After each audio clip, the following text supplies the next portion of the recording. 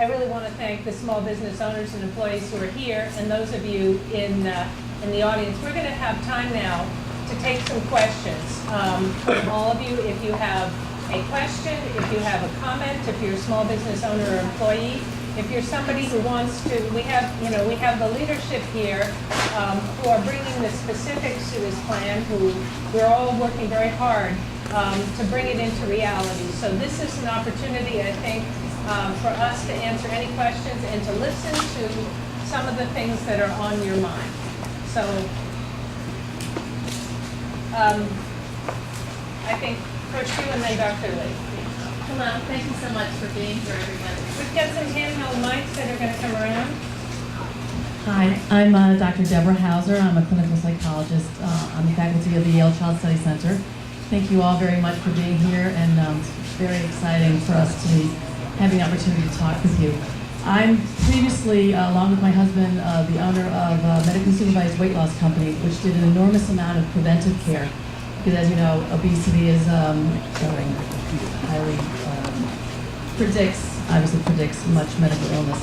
So my question to you is about prevention, and I mentioned this to Rosa at the last healthcare event she had, about how much political will is there involved in a paradigm shift, or what I think is a preventive healthcare paradigm shift. Is that down the pipe? Absolutely. I just briefly tell you, in the bill that we wrote in the Health Committee, Senator Kennedy chairs, and I'm the acting chair of the committee, it was a major part of our bill, the prevention side of it, including some direct appropriations to assist communities and grants and so forth, to increase the bikeways and walkways, other things as simple as that, to make it possible for people to deal with prevention, as well as incentivizing businesses. Today, we have one, Pitney Bowes here in the state of Connecticut, which has done a great job in prevention with their employees by reducing the cost of premiums for their employees based on the ability to change lifestyle behavior. So quitting smoking. For those who can lose weight, not everybody can. There can be other problems, but where you can, to incentivize it by bringing those premium costs down, and as a result, we see people's personal behavior. So it's not easy to make that shift, but it's absolutely critical. I couldn't agree more with Kathy, what you said.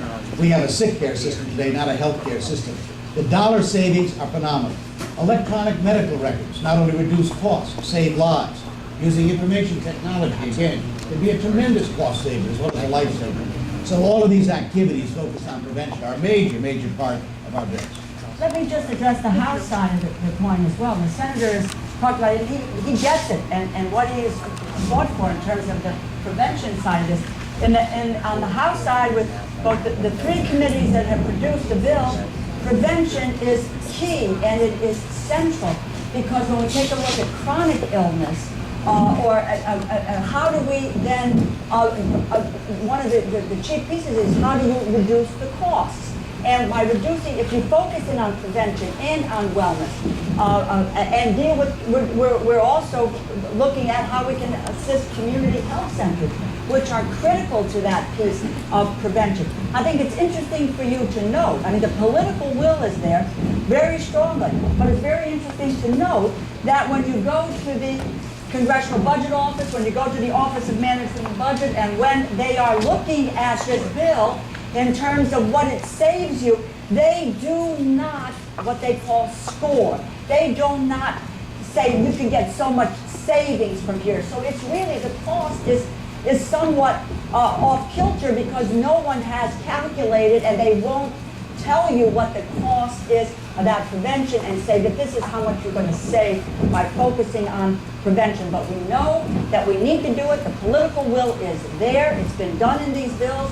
And we don't have a number to give you in terms of a calculated cost to save. But it is there, believe me. It's there. I'll tell you how much a cross-trainer costs, but not how much better you do on obesity and the future chronic illnesses of diabetes related to it. So, Secretary Sebelius had, I'm pressing her to comment on this, because this is being taken very seriously. Small businesses know when you do this prevention, you do get cost savings. And this is something that small businesses we do every day on the factory floor.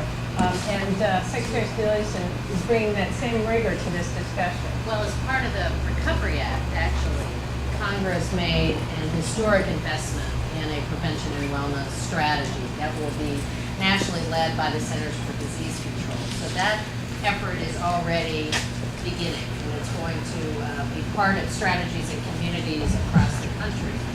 The other partner we're bringing into this discussion is the Department of Education, because frankly, what kids eat in the lunchroom, what vending machines are in schools, the fact that unfortunately lots of schools have eliminated not only physical education, but recess.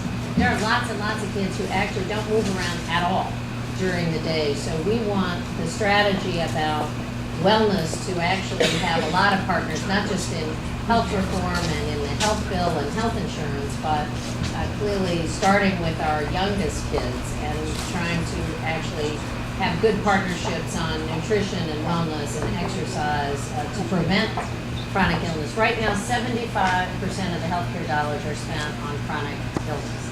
8 cents of every healthcare dollar is on prevention and wellness. So we have a very, preventing those chronic illnesses not only saves money, but will really lower healthcare costs.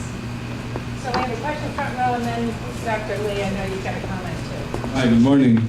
My name is Hector Bauza. I'm owner of Bauza & Associates Hispanic Marketing, and that's the side I want to bring here today. It's about Hispanic business.